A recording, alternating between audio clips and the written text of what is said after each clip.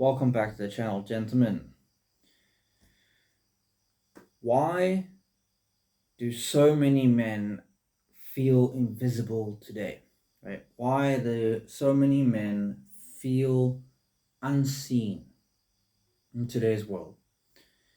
I want to go through it and take a look at it. Right? So, number one is loss of clear masculine role. Right? It's a loss of the clear masculine roles that men have. Right?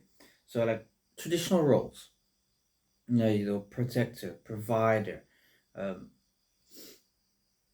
they have been blurred in modern society. This notion of we're all equal, it's kind of, yeah, the lines have been blurred so much in society. Men aren't sure what being a man is anymore, like what it means to be a man. Um, society Another thing, society pushes men to be soft, sensitive, but at the same time, it doesn't have a good example to show how to integrate, um, with real strength, how to integrate being sensitive with real strength, or like if you look at most modern TV or programs that you watch, the men are always kind of idiots emotionally. They don't know what's happening, right? If you look at most programs that I see, is like that. So, and so what is the result of that, of the society pushing it, of these traditional roles, or the roles that men have always held? What happens when that gets shifted, or blurred? Well, the result is men shrink, right? They shrink, not knowing where they fit in. They don't know, because you've got toxic masculinity on this side, and you've got this, you got to be on this side, and just men, especially young men, especially boys, have no freaking idea where they're supposed to go. And I mean, it's way worse than when I was younger. Number two, which is, this is not everyone. I don't know anyone who still does this, and this is actually really, really massive. Has really a massive impact on life. No initiation into manhood. Like, past tribes, past societies had rites of passage. They had a test, they had a mentorship, they had brotherhoods, they had some kind of thing that initiated you from boy to man. Today, most men grow up without mentors, without fathers, without any male friends. You know, they have nothing that would prove to them, or transition them to become a man, right? They don't die unto themselves. And when I say die unto themselves, I don't mean physically. It means the parts of you that you are as a boy have to die in order for you to become a man, right? There's also, what's it, a boy man? Men physically grow up, you have the body of a man, but the emotionally, you're emotionally unsure. You don't know how to handle things. So you might look like a man, mentally and emotionally you're not. So hidden man syndrome, right? That I've got here is hidden man syndrome. The men hide their desire to avoid rejection or judgment. That's also one that stops you from going into manhood, right? You hide your desires, you hide your needs, you hide your wants in order to avoid rejection, fear of judgment, fear of rejection, fear of abandonment, right? Number three is performance based worth, right? So men are taught their value is their output, which is, obviously it's money, status, strength, which I agree. I agree that men, their value does come from performance based or competency based, right? And status based. That is true. And with the way the world is now, like if they don't win, they feel unseen, right? Which is also a massive thing that's happening is because you've got a massive amounts of men that ain't got shit. They've checked out of the game. Classic nice guys, but they've checked out of the game and they've got nothing to show for it.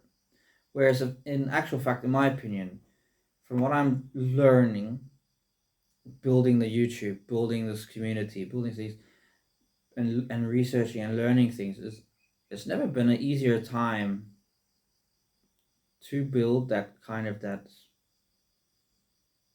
worth, that performance worth. It's not always just about money, state, and strength, but it is a massive pause. But yeah, so they become, being a nice guy. Being a nice guy, they don't get recognition. They, instead what they do is they become resentful. They become invisible in the relationships, in work, in life, right? They kind of go under the radar in a sense. No one really bets on them. And number four, this one is also part of the hidden man syndrome, the nice guy syndrome, right? Emotional suppression, right? Emotional suppression, yeah. Which is the don't cry, don't talk about it. To a degree, yes. Depending on, you don't want to do about everything, but when it gets bad enough, you need men in your corner that you can go cry in front of, that you can go talk about it of, right? And this don't complain, don't cry, don't talk about it. This leads to a more shallow relationship, a more surface level relationship or friendship, should I say, right? You're not really connecting, and then you struggle to with this with emotional suppression. You struggle to be understood by men or even females, even women, right? They don't see you, they don't know you, and you should not go cry in front of your partner, your wife, or any woman, right? No. Um, Only if it's like really serious, your one of your parents died or something like that. Otherwise, no. You save that for your brothers, right? You can do all of that with your brothers. And yeah, so if you can't express yourself, people don't see the real you. And then, as I said, you don't form that connection. Another thing, number five, is the algorithm culture and social media. So, social media obviously amplifies this, or blows it out of proportion, the social or the status game, right? Games. Right? Because what happens is men not often, men compare themselves to either the influencers, athletes, the rich, all the shit that you see on YouTube, Instagram, TikTok, and then it's like they compare, and what happens is they feel I'm not enough. And we know if you read, there's a book, Wild at Heart. I think it's John Aldrich. Yeah, John Aldrich. And the thing he talks about there, as you recommend this book, by the way, um, the thing he talks in there about is, uh, men want to know they are enough, or that they prove to themselves they are enough, that they can handle it, that they can do it, right? That's the core of the adventure, is to prove to themselves, I'm enough. I've got what it takes. I can handle it. And when you've got men watching all these things, or boys, or young men, and comparing their lives, they don't feel that they have what it takes. They don't feel that they are enough. So that makes them feel invisible in real life. You know, then they hide themselves. They withdraw from exposing themselves out there because they don't feel they have what it takes. Um, Another thing is, a lot of it is fake. You'll be surprised at how much of it is actually fake on social media. So you're watching and you're taking in fake realities, and you're comparing it to fake realities. People aren't always that happy. People aren't always that doing that what you see online. But most, especially young boys, don't realize that it's fake. I think they're starting to get a better idea now of what is fake, what is not. And then also like the constant dopamine that you're getting, that you're freaking drowning yourself in, right?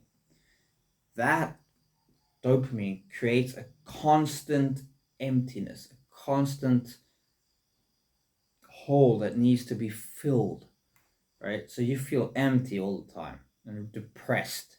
And I know if I go on a binge, what would you call it? Binge scrolling on Facebook or Instagram or something. Afterwards, I feel not well. I don't feel happy. I feel kind of depressed, feel empty. So yeah, it does have a massive effect. Work and relationship imbalance. So what I mean by that, your workplace, you don't feel recognized, for your effort anymore. You know, which is I'm still of the camp of results over effort, but I understand it's like you still want to be acknowledged that, yeah, I didn't quite get everything, but that was great effort. I put in a lot of effort. Just getting acknowledged for it.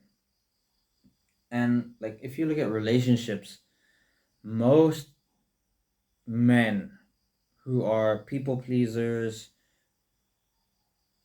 well, let's just say people please, because you've got COVID contracts, you've got people pleasing, and you've got not being able to set boundaries, or conflict avoidance, right?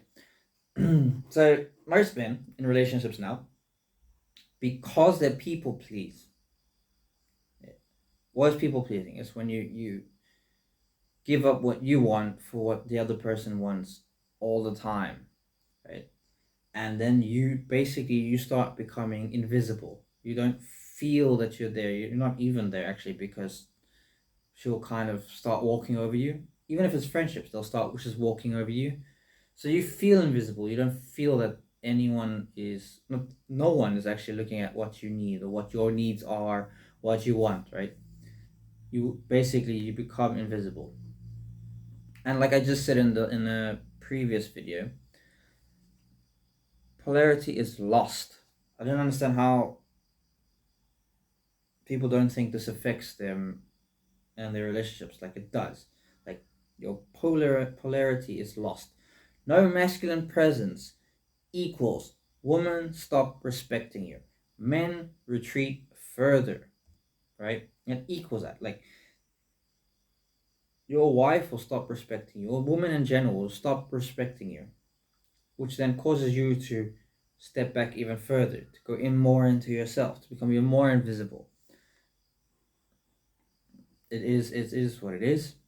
So yeah, people pleasing or polarity is something you got to work on. You got to get that masculine frame, the masculine presence. And I'm not talking about the macho, right? Like no bullshit. Not talking about that. We're not on that. Okay, next. I'm not gonna go explain that because you guys should know what I'm talking about already. Um, Actually, no. Let's look it up. Let's dive into that. This might be a longer video, but let's look at that. Right. So, not the macho man. I'm talking about the guy who is grounded, emotionally present, emotionally intelligent, kind. Is it kind? Yeah, kind. Um, honest, respectful, but has boundaries. Will talk up if something is not right. Doesn't hide. Doesn't shy away from conflict. Right? These are proper masculine men. Knows how to fight or protect his family, but is calm and docile in a sense, right? But has all the capabilities. These are masculine presence, men with masculine presence, right? Men who are capable, who are competent, who can handle all situations, right? Doesn't necessarily mean you have to be the loudest person in the room or the biggest person in the room or compare the sizes of your, you know what? Basically, no, that's not real masculine presence. And surprisingly, this one is quite big, and this was the one I'm struggling with as well. As I said, I've just built. I might plug it here. Let me plug it. So I'll plug it afterwards. So next, number 7 is no brotherhood, and I'm kind of shocked to see how how. Okay, I don't know what's going on here. Is it? I don't know why it's doing that. Sorry, guys, a bit of interruption, but that's life. Um, so as I say, no brotherhood, and I don't see, or I see now, how many men lack brothers, lack friendships or brotherhood that they actually need. It's so beneficial to you and your partner or your wife or your LTR to actually have male friends that you can connect with, that you can go do things with. And I'm not talking about drinking and partying and stuff like that. No, no, that's not what I'm talking about. Um, I don't think that's any real brotherhood anyway, but that's up to you. I'm talking about like men that will help you keep you accountable. Men that will. This what is his name? Patrick Bet David. That's his name.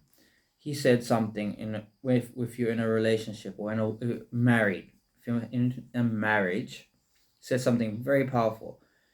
You need men in your corner who are gonna side with your wife, and in an argument, right? They're gonna side with you. Like, no, no, you dropped the ball there. That is because of you. You did that wrong, and your wife should have female friends that do the same. It's like, no, no, you were a bit emotional. You were a bit took it too far here. Like, that's gonna save your marriage so many times when you have arguments. Like, just that is a gold nugget right there. So you need men who will be there with you, wise counsel, basically. Some guys who will help you, you can talk to, you can go to when you've got issues, with no judgment, who have your best interest at heart. Most men don't have it. I think I have it with. I might have it with 3 people now. Other than that, nope. No one. I don't have any, and it's only recently that I've gotten 3 people. Uh, well, no, one person I've had. 2 people I've had for a very long time. It's only recently I've got 3. Um, because isolation is the enemy. We know even all the research now, everything is isolation is the enemy. Because you don't grow in isolation. You become depressed in isolation. You don't I don't care what you say. Yes, you can have great long periods of being alone, but you still need that brotherhood. Because another thing is men need the challenge. They need the group to reflect and grow with, right? Because if you don't know where you're stepping out of bounds, then in the future you're gonna figure out it's gonna cause problems. Whereas if you're in the group and then you realize early on, like, oh crap, okay, this is unacceptable. You learn that very quickly in a brotherhood, in a group of men. And with the hidden men syndrome, or the hidden men that I talk about, right, that concept, you feel invisible in your life completely. And you stay invisible to yourself, you stay invisible to others. Like, you need, well, when you have a brotherhood, you have this element of I see you, right? Your brother sees you, excuse me. Oh, excuse me. So yeah, your brother sees you, and you start opening up, start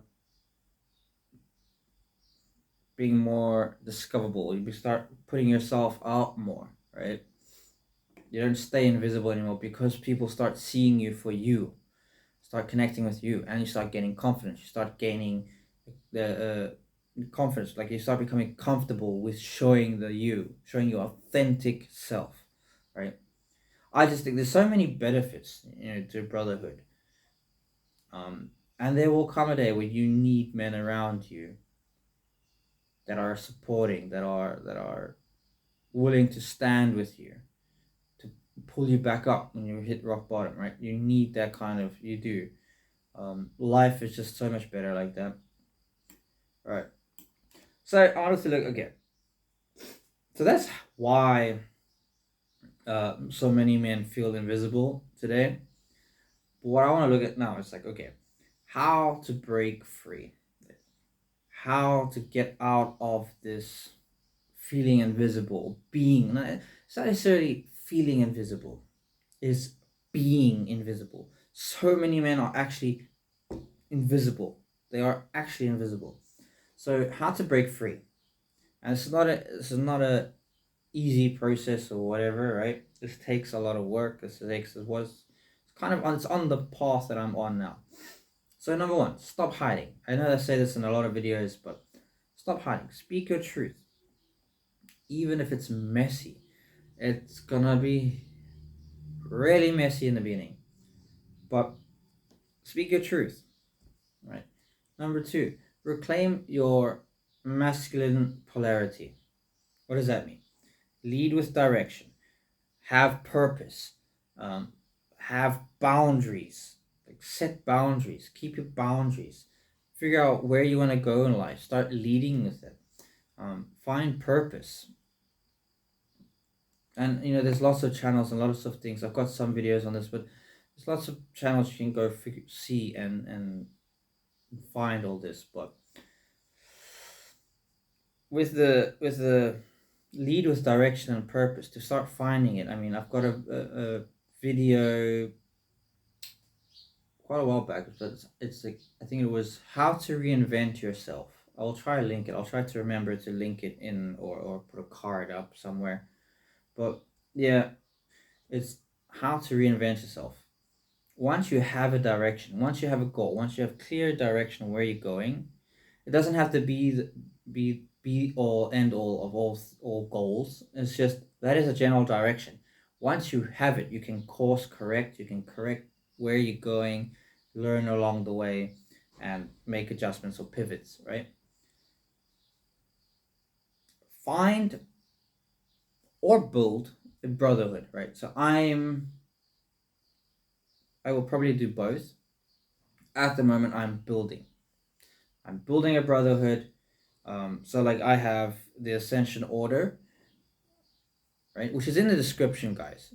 Like, the Ascension order is a community. At the moment, it's free. Um, I wouldn't say it always will be free, but at the moment, it's free. And like, this is to help men to be seen again. This is help men to build connections, to build brotherhoods, to have accountability, to start fixing things in their lives. So it'll cover a bunch of different. Eventually, it'll cover a bunch of different categories. Because I want to have like finance side. I want to have relationship. I want to have physical or exercise, you know, all of that. Possibly spiritual. I don't know about the spirituals. I'd have to see how we work that in. But like build a brotherhood. If you can find one, great. That's also just as good. I know I am part of some, so there's like a Order of Man, very good. They have the free community on Facebook. Um, he's got the paid if you want to pay for that. I do recommend. I would say that is really worthwhile. Um, so you could do that. There's quite a few you can see, and then the next one is the final one is shift from approval. I'll say this again. Shift from approval to competency. As I'm saying, on this journey of myself. I'm shifting from approval seeking, to this competency based. Like, I know how to do things. So like, be a man of skill. Not a man who's begging for attention. Not a man who is asking for permission, or seeking approval from others. No, no. Be a man of skill. You go do things. Go learn how to do things. Um, Go have experiences. Go do some adventurous stuff. Go climb a mountain. Go learn how to change a light bulb, how to fix a plug, how to race a car, how to shoot, how to fight, how to survive in a jungle. Like, basic skills. Like, the more you look, how to build stuff on the computer, or how to record videos, how to take photos, how to just anything. Just create this massive bank of competency. Like, it's gonna, you want to become high up in that status game that everyone's playing. I would say that is one of the massive ones. Just become competent. Learn how to work with money and your finances. Like, all of these things you can become competent in. You don't need to become expert levels, but be competent in it. Then you're already ahead of like 99% of the population, right? If you start doing all these things and figuring out how to do it and whatnot. That's it for this one, gentlemen. That one was a bit long. I think that went way longer than I wanted it to go. Thanks for joining. I hope it was okay. It's really early in the morning. I haven't really slept. So I'll see you guys in the next one. Cheers.